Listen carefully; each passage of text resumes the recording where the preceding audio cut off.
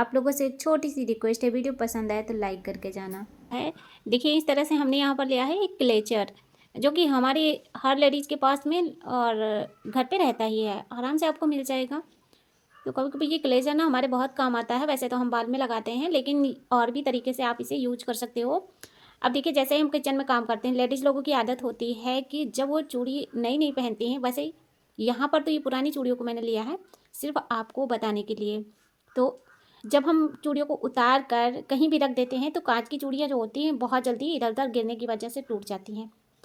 तो हमें क्या करना है, देखिए क्लेचर छोटा है, अगर बड़ा साइज का होगा क्लेचर तो उसमें और ढेर सारी चूड़ी को ऐसे ही फंसा के आप किचन में रख सकते हो, जिससे कि आपकी चूड़ियाँ टूटने से बच सकती हैं। बहुत ही छोटा सा टिप है लेकिन काम का है। अगर अच्छा लगे तो आप ट्राई कर लीजिएगा।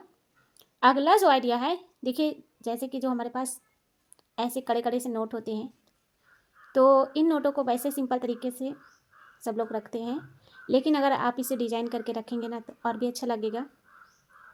अगर आप इसे डिज़ाइन करके कहीं भी शादी में जब पैसे देते हैं ना तो सिंपल तरीके से देते हैं, अगर डिज़ाइन करके देंगे ना तो देखने में बहुत अच्छा लगता है। और यानी कि हर कोई एक बार देखेगा ना तो सोचेगा इसको किस तरीके से बनाया गया है। जो कि मैं आपको यहाँ पर बना के दिखा रही हूँ, एक छोटा सा फूल बनाने जा रही हूँ। अगर आपको अच्छा लगे तो आप भी इस तरीके से ध्यान से देखिएगा वीडियो को और समझ के फिर आप बना सकते हो। तो देखिए 10 का नोट हो, 50 का हो, 200 का हो, जितना भी आप बनाना चाहते हैं तो बिल्कुल आपको ऐसे ही रखना है। और जैसे जैसे मैंने आपको दिखाया है ऐसे इसको फोल्ड करने का तरीका बिल्कुल आप ऐसे ही कर लीजिएगा। वीडियो फास्ट करने की वजह यह है कि बहुत टाइम लग रहा था, यानी कि काफ़ी टाइम से मैंने इसको नहीं बनाया, जिसकी वजह से मैं भूल जा रही थी बनाने में, तो फिर मैं यहाँ पर वीडियो को फास्ट कर दी थी। तो देखिए इस तरीके से आप बना सकते हो। ये देखिए और भी कई सारे मैंने वीडियो इसकी डाल चुकी हूँ मैं अपने चैनल पर, लेकिन आपको मिलेगी नहीं, तो आप इस वीडियो को थोड़ा सा स्लो करके देख लीजिएगा। बहुत ही अच्छा लगता है ये जब फूल बनकर तैयार हो जाता है। तो इसके बाद अगला जो आइडिया है, देखिए चूड़ियों को लेकर ही है।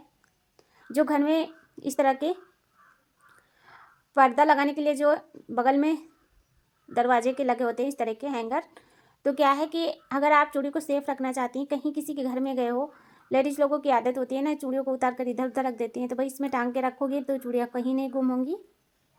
इसके बाद देखिए बनाते हुए मैं स्टार्टिंग में आप लोगों के साथ नहीं शेयर कर पाई हूँ, क्योंकि उस टाइम पे मैं अपना वीडियो रिकॉर्ड करना भूल गई थी। तो जैसे ही मैं यहाँ पर पानी को उबाल रही थी, मुझे याद आया कि ये वीडियो मुझे आप लोगों के साथ में अब मैं आपको दिखाती हूँ। पानी मैंने पहले छन्नी से छान लिया, ग्लास में रख लिया है। इसके बाद में जो इसमें का सामान है, जो चीज़ें मैं इसमें डाल के उबाली हूँ वो मैं आपको बता रही हूँ। इसमें है देखिए मेथी, जीरा, अजवाइन, ठीक है। इतनी चीज़ों को मैं डालकर इस पानी को, यानी एक प्रकार का ये समझ लीजिए कि मोटापा कम करने वाला मैं पानी बनाती हूँ, जो कि खुद पीती हूँ और अपने घर में भी जिसको जिसको ज़रूरत है उनको मैं देती हूँ। तो ये जो पानी है ना बहुत ही ज़्यादा हमारे फैट को कम करने के लिए मदद करता है। फैट को क्या, साथ में वज़न भी घटता है। अगर आप भी अपना वज़न घटाना चाहते हैं, बहुत जल्दी वज़न कम होता है, साथ ही साथ आपका जो बॉडी का मेंटेनिंग है वो भी अच्छे रहेगा और आप हमेशा फिट रहेंगे। तो ये पानी, अब मैं बात कर रही हूँ जब भी किचन में खाना बनाते हैं तो सब्जी का ढक्कन ऊपर से जब हटाते हैं ना तो देखिए सब्जी उबलती रहती है, जिसकी वजह से उसमें पूरी तरह से भाप बनी रहती है।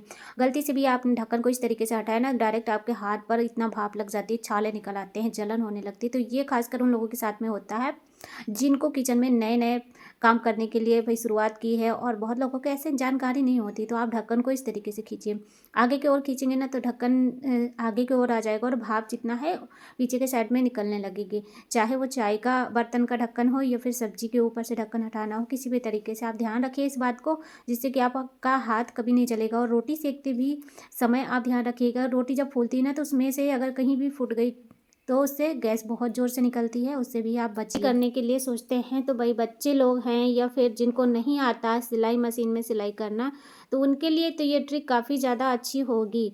अब देखिए सबसे पहली बात हम आपको बताते हैं कि जब हम देखिए सुई जो होती मशीन की ना, अगर इस तरह से नीचे की ओर दबी रहेगी तो आप इसकी बॉबिन नहीं निकाल पाएंगे। अब देखिए यहाँ पर मैं बात कर रही हूँ इसकी बॉबिन को निकालने का जो तरीका है, हमें इस तरीके से सुई को ऊपर करना है और चाप जो होता है उसको ऊपर की ओर उठाना है। और जब यहाँ पर देखिए जो इसमें स्क्रू लगा होता है, हल्का सा इसको हम प्रेस करेंगे ना तो ये अपने आप बॉबिन निकल जाती है। और इसके बाद क्या है कि इसमें जो हम चकरी को लगाते हैं, इसको भी नहीं पता होता है। बहुत लोगों को मैंने देखा ना, इसको लगाने का तरीका नहीं आता है। तो आप इस तरीके से बॉबिन के अंदर चकरी को रखिए और धागे को यहाँ पर इस तरीके से घुमाना है, ऐसे करके। अब इस तरीके से हम बॉबिन को सही से लगा पाएंगे। अब ये जो धागा लग गया है, इसके बाद क्या है, हम इसको लगाने का तरीका अंदर भी बताएंगे। सबसे पहले हमें देख लेना है कि नीचे मशीन में कोई धागा तो नहीं फंसा है, नहीं तो हमारी सिलाई अच्छे से नहीं होगी। अब जब भी हम बॉबिन को अंदर सेट करेंगे तो अब देखिए इस तरीके से नहीं लगाना है। जब तक हम इसका ये नहीं प्रेस करेंगे, स्क्रू छोटा सा बटन होता है, मान लीजिए ये, इसको जब तक नहीं खींचेंगे तब तक ये अंदर नहीं बैठेगा। और यहाँ पर हल्का सा एक छोटा सा इसको बैठाने के लिए कट लगा होता है, बस इसी पे इसे सेट करना होगा। अब इस तरह से हमारी बॉबिन हो जाती है सेट। और इसके बाद क्या है कि देखिए चाप को नीचे नहीं रखना है, पहले हमें ऊपर सुई में जो धागा पड़ा हुआ है इसको इस तरीके से पकड़ना है और इस तरह से 2 बार करके सुई को नीचे तरफ जैसे हम करेंगे, थोड़ा सा चक्का चलाएंगे ना तो नीचे से ये धागा ऊपर की ओर निकाल लेगी सुई। अब ये हमारी जो मशीन है एकदम बढ़िया से तैयार हो गई सिलाई करने के लिए। ये छोटी छोटी सी चीज़ें जिनको हम ध्यान नहीं करते हैं और बहुत लोगों को इसके बारे में जानकारी भी नहीं होती है, तो भाई इस तरीके से आप इस वीडियो को ज़रूर देखिए और सभी के साथ में शेयर कर देना। अब चलिए देख लेते हैं अगला ट्रिक। ये किचन से रिलेटेड, जैसे कि आपके घर में अगर मिक्सर मशीन है तो देखिए जब नए नए हम मिक्सर मशीन ख़रीद कर लाते हैं, भाई सबकी बात नहीं कर रही हूँ, लेकिन जिन लोगों के घर में नहीं होती है उनको नहीं पता होता है इसको कैसे चलाना है, किस तरीके से इसका सब कुछ हमें ध्यान रखना होता है। तो देखिए जब भी हम, सबसे पहले आप चलाना सीख लीजिए, उसके बाद में जब मसाला पीसते हैं तो क्या है कि इसका जो ढक्कन है डायरेक्ट हम अपने आप जो है आगे की तरफ खोल देते हैं, जिससे कि जितना भी इसमें मिर्ची का झार होता है वो हमारे तुरंत हमारे मुंह की तरफ आता है और हमें बहुत दिक्कत हो जाती है। इसके बारे में भी बहुत लोगों को मैंने देखा है जो कि ये काम उल्टा ही करते हैं। तो भाई सबसे पहले आप ढक्कन को आगे की तरफ ना उठा के थोड़ा पीछे के साइड में उठाइए, जिससे इसके जितना भी मसाले का झार होगा वो निकल जाएगा। फिर आप ढक्कन को इस तरीके से पकड़ के रखिए ताकि मसाला अगल बगल कहीं नीचे ना गिरे, तो इससे आप जो है आपका किचन साफ़ सुथरा रहेगा। अब अगली जो ट्रिक है ये मिक्सर मशीन को लेकर ही है। तो देखिए कभी कभी लाइट चली जाती है तो हम जो मशीन को चालू करके छोड़ देते हैं ना, तो ये बटन भी हम घुमाना भूल जाते हैं, जिससे हमारी मशीन अपने आप चलने लगती है। इससे आपको दिक्कत हो जाएगी। आप ध्यान से आप इस काम को ज़रूर करना कि बटन को बंद करना ना भूलिए। ये देखिए ये भी आप लोग बहुत ज़्यादा ध्यान नहीं करते हैं, जिससे कि गलती हो जाती है। और गलती एक बार होती है तो उसको आप थोड़ा सा ध्यान रखिए और प्लग लगाने से पहले बटन को ज़रूर चेक करें। अब चलिए देख लेते हैं अगला जो छोटा सा आइडिया है, काम का है, घरेलू है।